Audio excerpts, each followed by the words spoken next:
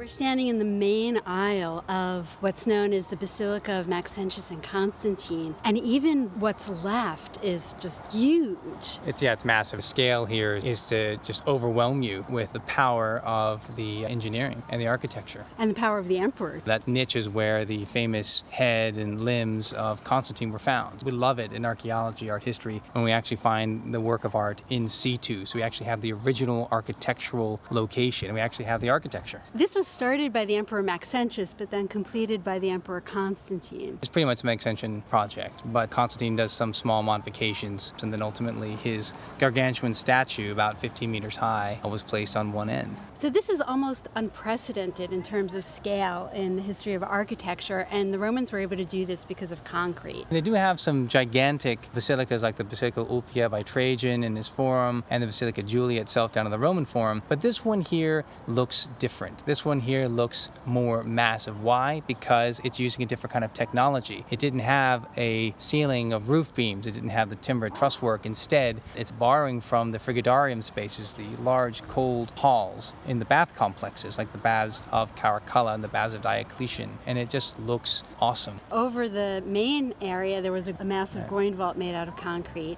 and we see that the side aisles have barrel vaults, and we can still see the impressions from the coffers that were there. Creating these coffers, you're reducing the overall weight of the vaulting, so it has a double purpose, and that's the way the Romans were. They're interested in aesthetics, and they're interested in engineering and technology, and they're building things to last. So what we're seeing here is brick facing on the concrete, and then these would have been covered by what were slabs of marble that would have been very colorful and geometric, like the interior of the Pantheon. Right, so when you look at the small little holes that pepper the surface, that's for the metal clamps. The metal clamps would have helped hold in place the panels of marble that also would have been glued in with cement. And it's, of course, all been stripped away. Concrete enabled the Romans to shape space in a way that was different from post and lintel architecture, and to create this sense of grandeur. We're talking about a period now at the end of the 3rd century and the beginning of the 4th century, when the empire is coming undone, has been coming undone for a while now. Maxentius managed to pull things together for at least 6 years of reign, and he decided,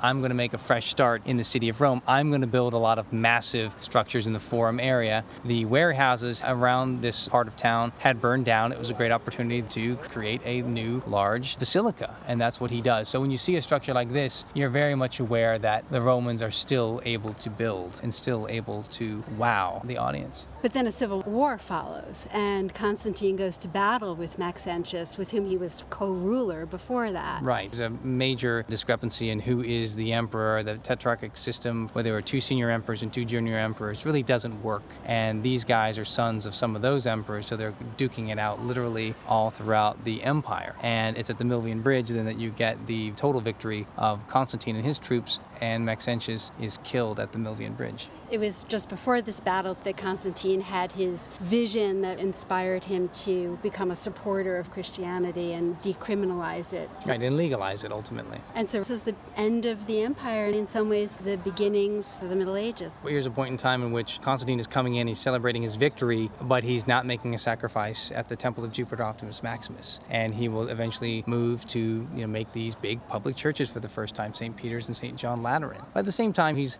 going to make sure that he takes care of the city, and he wants to be associated with the Forum. Doesn't build a church here, but he does make sure that everyone knows that this basilica is indeed his, and he is the ruler. The Basilica of Maxentius and Constantine was a civic space. It was a law court, like all basilicas were. But this is a form that will be adopted by the Christians for their first churches.